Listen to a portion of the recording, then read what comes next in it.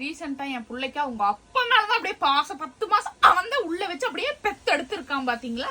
அதனால காலையில கூப்பிடுறேன், எழுப்புன்னு எழுப்புறேன், ஆல்பர்ட் எந்திரி ஆல்பர்ட் டைம் ஆச்சு. அம்மா பொறுமையா கூப்பிடு, கொஞ்ச நேரத்துல வருவாங்க அப்பா, மிரட்டாத அப்படிங்கிறான். நான் கூப்பிட்டா வருவாங்க பாருன்னு வேற சொல்றான். அதனால இப்ப வந்து இவனுக்கு ஏதோ லிங்க் என்னமோ இவனுங்க இப்ப என் மேல அந்த பாசம் இருக்கா ஸ்டில் அப்படின்னு வந்து நம்ம செக் பண்ண போறோம். எனக்கு தெரிஞ்ச இந்த டெஸ்ட்ல நம்ம வந்து 200% ஃபெயில் ஆயிருவோம் கைஸ். இருந்தாலும் மனசை தளர விடக்கூடாது இல்லையா. பெத்த மனசு பித்து, புள்ள மனசு கல்லு. நம்ம ட்ரை பண்ணுவோம்.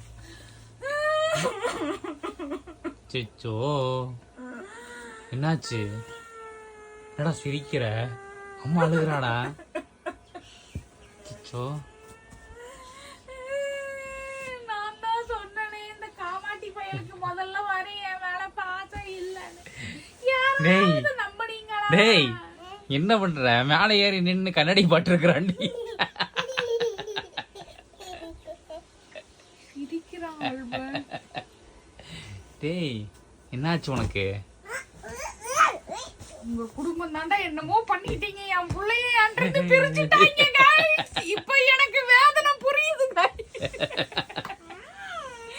ஐயோ என் புள்ளைய என்கிட்ட இருந்து பிரிச்சுட்டாங்களே, நான் எங்க போய் சொல்லுவேன்? இவ்வளவு நாளா இந்த டைலாக் எதிரானவளே நான் தான். என்னைக்குமே இந்த டைலாக சொல்ல வச்சிட்டீங்கடா. டேய் நான் உன் அம்மாடா. டேய் ஐயோ அம்மா